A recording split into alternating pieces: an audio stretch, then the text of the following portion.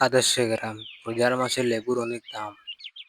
এই যে এই যে টাটকা টাটকা মাল, কাছের মাল, লেবু না ভাই, এ হলো ভিটামিনের খনি। নিলে নেন, না নিলে হাওয়া খান। বৃদ্ধ লোক এসে বলল, মতিন, লেবুর দাম কত? মতিন, গলার স্বরটা একটু নামাও। রোজা রমজানের দিন, এত চিল্লাচিল্লি কি ভালো দেখায়? এক হালি লেবুর দাম কত আজ? দাম শুনে হার্ট ফেল করবেন না তো চাচা।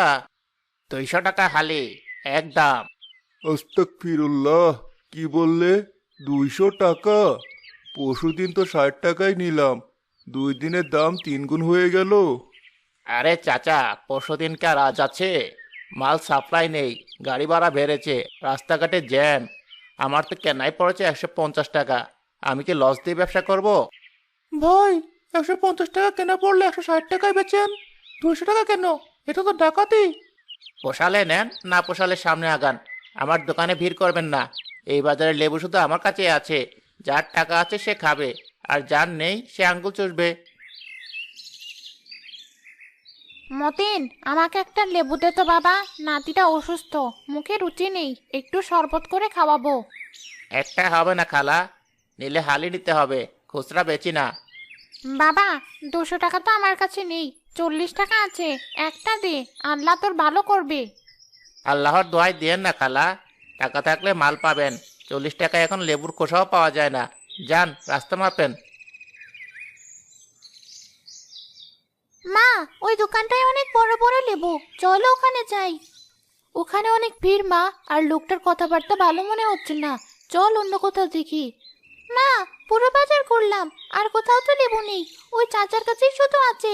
চলো না মা, একটা লেবু চাইবো। সীমা মেয়ের কথা শুনে লেবু আনতে যায়।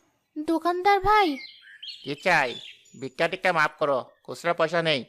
না ভাই, ভিক্ষা চাইতে আসিনি, কিনতে এসেছি। কিনতে আসছেন? 200 টাকা হালি, আছে টাকা? ভাই, এক হালি লাগবে না। আমার মেয়েটার খুব শখ হয়েছে শরবত খাওয়ার। আমাকে শুধু একটা লেবু দিবেন। বললাম না খুচরা বেচি না, কানে তুলো দিয়েছেন? ভাই, দয়া করুন। আমার কাছে চাল কেনার টাকা থেকে বাঁচিয়ে 40 টাকা আছে। একটা লেবু 40 টাকায় দিবেন। বাচ্চাটা রোজা রেখেছে। 40 টাকা? এই কে আছিস? এই মহিলাকে বল 40 টাকার লেবু না, লেবুর পাতা নিয়ে যেতে। এই মহিলা, ভাগ এখান থেকে। 50 টাকার নিচে একটা লেবুর দিকে তাকানো নিষেধ। চাচা, দয়া করে একটা দিন, আমি কাল থেকে আর চাইবো না। আজ ইফতারে একটু খাবো। এই পিচ্ছি, একদম প্যান প্যান করবি না।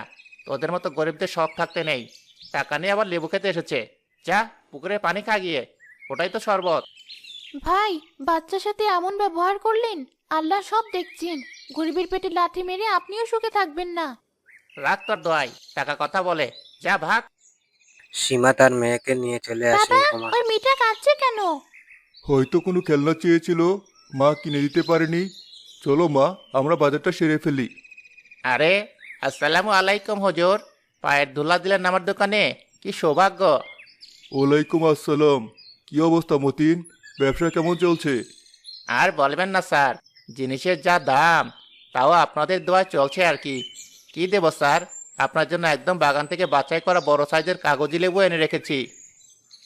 শহর থেকে লোক এসে লেবু নিয়ে গেল। বাহ, ভালো তো। কত করে হালি? স্যার, বাজারের রেট তো 200, কিন্তু আপনার কাছে কি আর দাম চাইবো? আপনি যা খুশি দেন, তবে আমার কেনাই পড়েছে অনেক। ঠিক আছে ঠিক আছে, আমাকে 4 হালি দিয়ে দাও। আর সাথে ভালো খেজুর দিও 3 কেজি। এখনই দিচ্ছি স্যার। এই বলতো, স্যারের গাড়িতে লেবুগুলো তুলে দিয়ে আয়। সাবধান, যেন চাপ না লাগে। বাবা, একটু দাঁড়াও। কি হয়েছে মা? বাবা, তুমি কোনো দামাদামি করলে না?